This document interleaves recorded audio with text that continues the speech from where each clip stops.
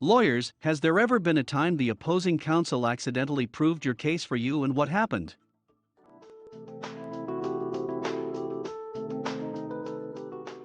I once had a district attorney indicate to the court that if defense counsel had included this argument in his motions, it would possibly be a valid argument.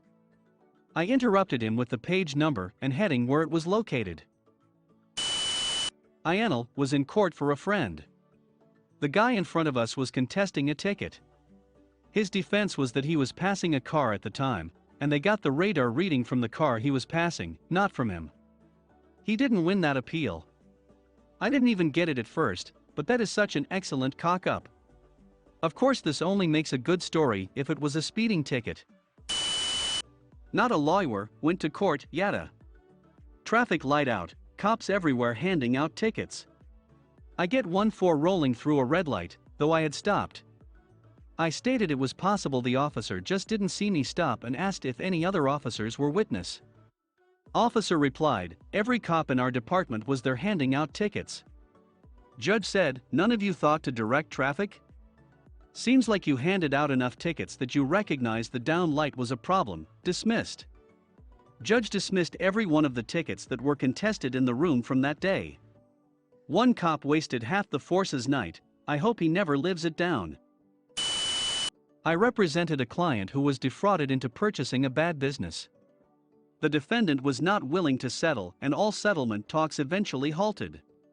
Also, the defendant's attorney was pretty slimy and told me they didn't have a lot of the records I was requesting because her computer crashed and had to be formatted. The defendant got a new attorney a year into the case, and her new attorney told me about all of these records his client had, several of which proved my case, and were supposedly destroyed in the computer crash. His client was clearly not happy. A settlement was reached shortly after. Did work experience at a trial where the victim flat out stated that the defendant was innocent. Turns out she's pretty bad at English, so when she gave her account it appeared that the defendant had committed a crime. They then gave her a witness statement to sign, she can't read no good so just signed it anyway. This all came out at testimony whilst the prosecution lawyer desperately tried to get her to rephrase what she said. Funnily enough, the trial wasn't immediately thrown out, so they brought more witnesses in to testify, all backing up the wrong account of what happened. A barrister friend told me about a case observation she witnessed during her training. A guy was up for sex with a minor, and he adamantly insisted to his lawyer that his defense was that he had never even seen the girl, yet alone met her. This despite witnesses in the bar and incriminating CCTV footage showing someone who looked like him leaving the bar and going to his car in the car park. When he was questioned, he steadfastly stuck to his story. When the questioning ended, there was a pause and he yelled at the judge, "There was no way I could have known she wasn't 16 when she sucked me off." Literally, blowing his whole case. This was a restraining order case. My dude had allegedly been within 500 feet of his ex.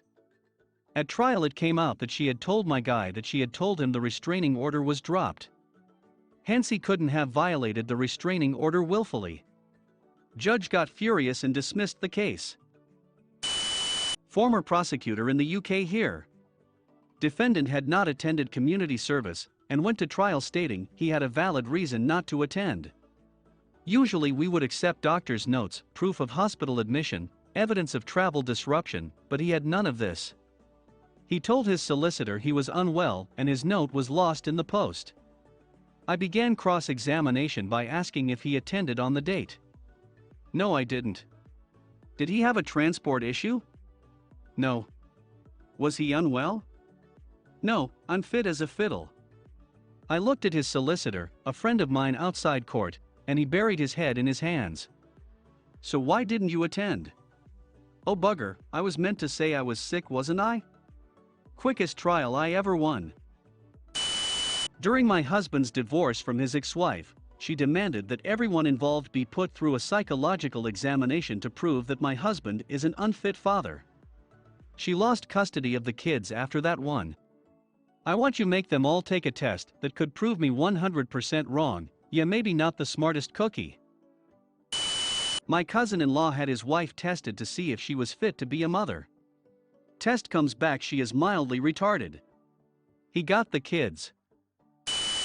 In that she lost custody for making the demand, or lost custody after everyone took the test, and she came out tagged weapons grade bonkers. She lost it after the test.